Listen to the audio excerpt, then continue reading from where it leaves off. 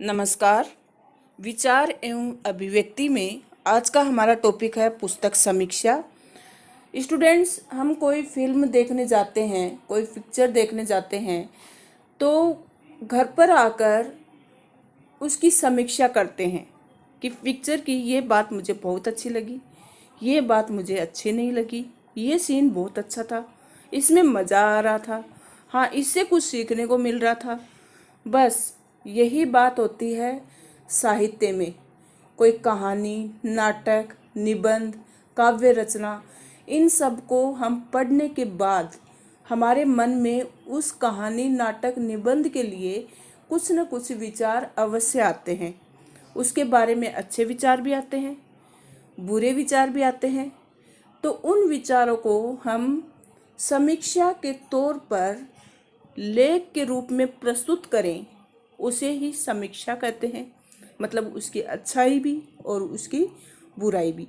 पुस्तक समीक्षा भी वही होती है कि किसी भी विषय को अच्छे ढंग से लेख के रूप में उसके बारे में बताते हुए जानकारी हम विश्लेषण उसका करें, उसकी अच्छाई बताएं, उसकी बुराई बताएं, उसकी कमी बताएं, उसके लाभ बताएं, उसके दोष बताएं। वो सब बातें समीक्षा के रूप में हम करते हैं, वही पुस्तक समीक्षा होती है। चलिए स्टूडेंट्स, मैं आपको सरल शब्दों में आज पुस्तक समीक्षा के बारे में बताऊंगी। उसका उद्देश्य क्या है, किन किन बातों को ध्यान में रखना चाहिए, उसका प्रारूप क्या होना चाहिए और उसमें कौन कौन से टॉपिक शामिल होते हैं एक पुस्तक के अंतर्गत।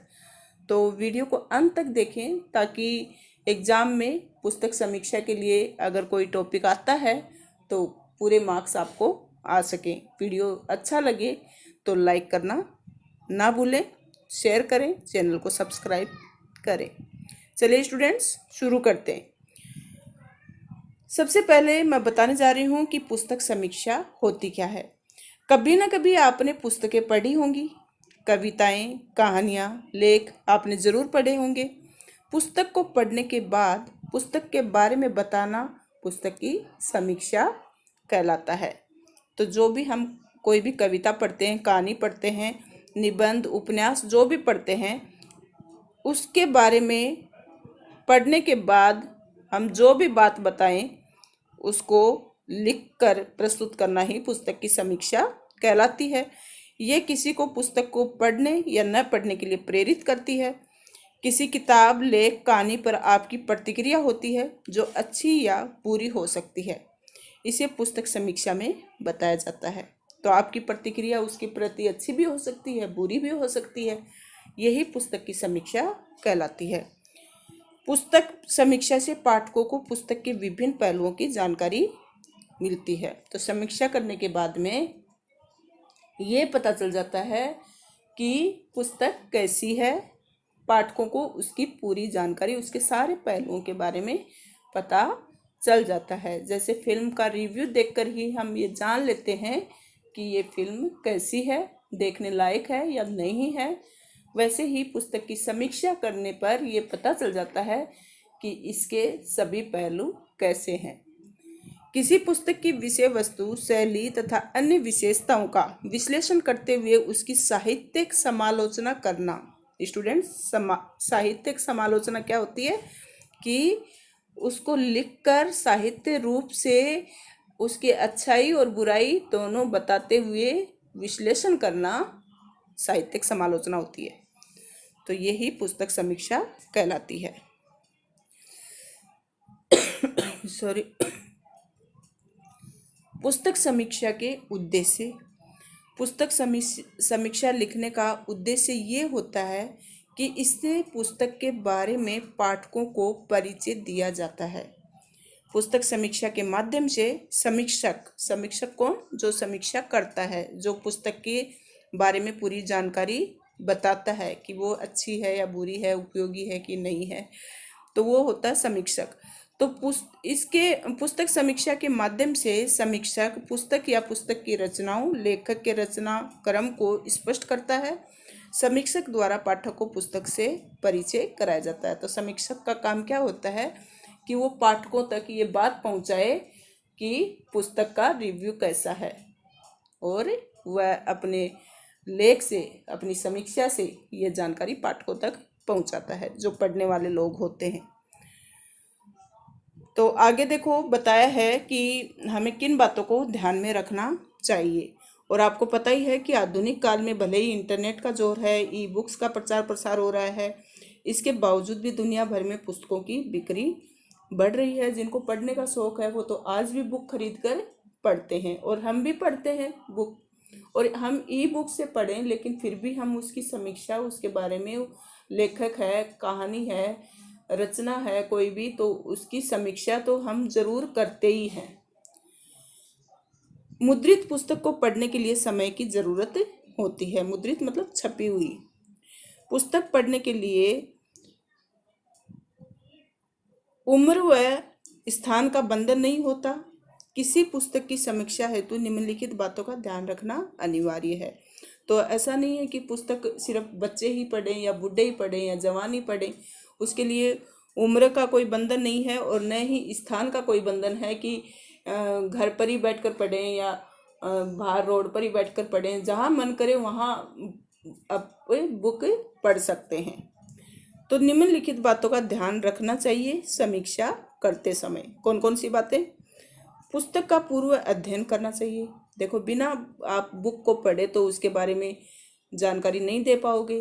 तो समीक्षा करने से पहले उस पुस्तक के बारे में आपको ज्ञान होना जरूरी है। उसका अध्ययन करोगे तभी आपको ज्ञान होगा। पुस्तक के मुख्य मुख्य बिंदुओं को नोट करना चाहिए। तो पुस्तक में जो जो बातें जहाँ जहाँ आपको अच्छी लगती हैं उसको नोट करते जाना चाहिए। पुस्तक के शिल्प पक्ष का भी ज्ञान होना चाहिए। तो शिल्प पक्ष का भी ज्ञान होना चाहिए, मतलब उसकी शैली कैसी है, उसमें किन किन मुद्दों को डाला गया है, ये सब बातें उसमें आपको पता होनी चाहिए।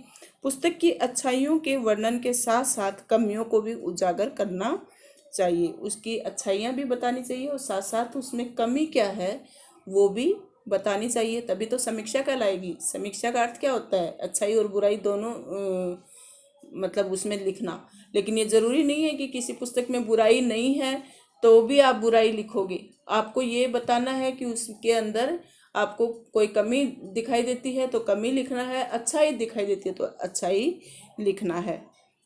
समीक्षा करते समय पूर्वाग्रह से दूर रहना चाहिए।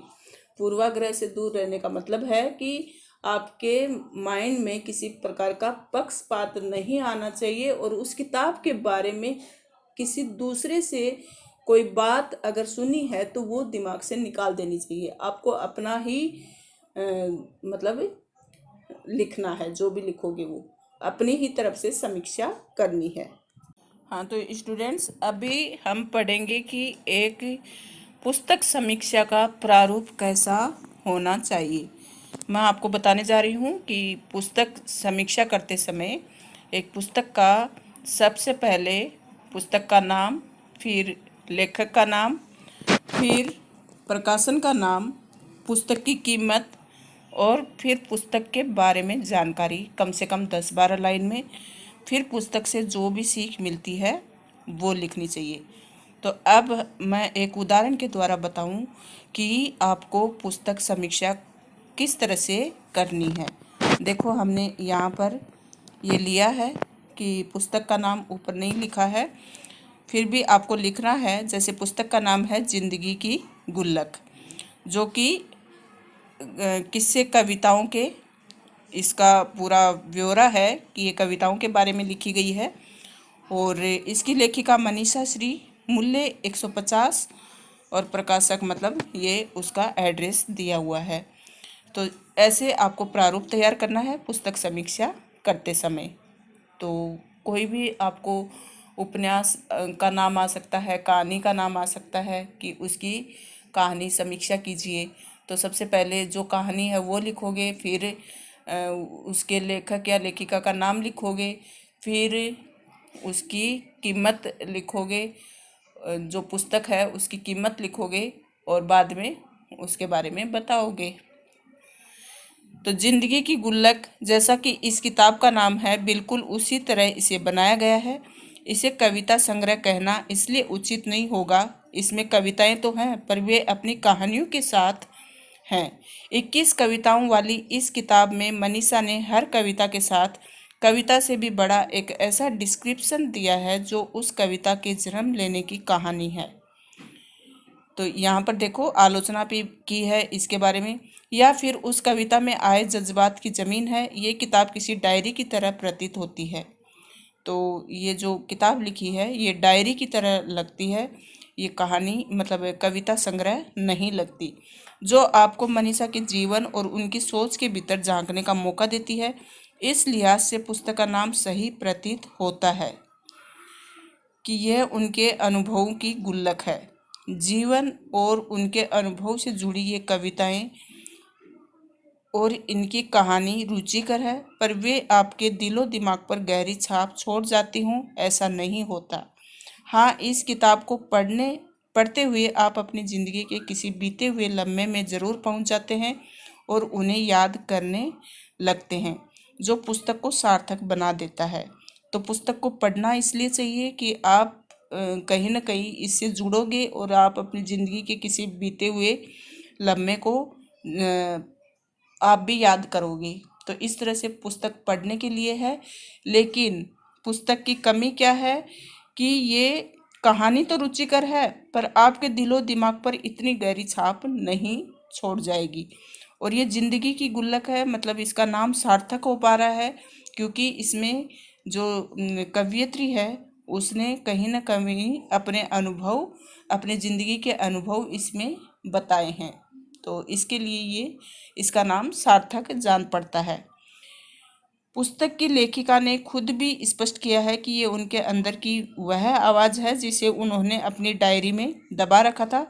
असमंजस, माँ और टुकड़े, इन 3 कविताओं के भाव अच्छे बन पड़े हैं। ये बात भी सच है कि कविता में कहानी और कहानी में कविता के रूप में ये एक अभिनव प्रयोग है। यदि आप एक नए प्रयोग के रूप में इस पुस्तक को पढ़ना चाहेंगी तो निराशा नहीं होगी। मतलब एक कहानी के रूप में कविता है और कविता के रूप में कहानी है। तो ये नया प्रयोग के रूप में इस पुस्तक को पढ़ना चाहते हैं तो आपको बहुत पसंद आएगी, वरना ये ऐसी किताब है कि आपके दिलो दिमाग पर ज़्यादा छाप नहीं छोड़ेगी। तो पढ़ना चाहो तो पढ़ सकते हो और आपके ज़िंदगी के जो आपके अनमोल लम्हे हैं वहाँ तक आप ज़रूर पहुँच पाओगे ये किताब को पढ़कर। तो इस तरह से किताब की अच्छाई और बुराई दोनों ही इसमें सम्मिलित है, इस तरह से समीक्षा की जाती है। तो बच्चों, आज का टॉपिक आपको अच्छे से समझ में आया होगा और अगर अच्छा लगा वीडियो तो लाइक शेयर ज़रूर करें। Thank you.